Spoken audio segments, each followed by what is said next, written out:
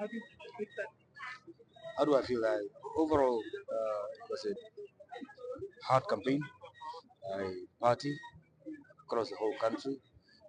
Indeed, when you work so hard, victory is pretty sweet.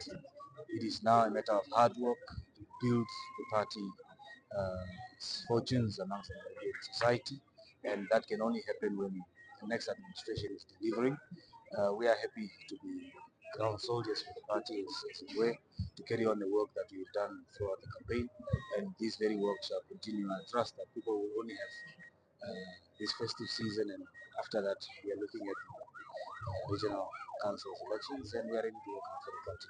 And I trust the President of the Republic, elect of the Republic, is ready to work hard for the organization and the country and its people.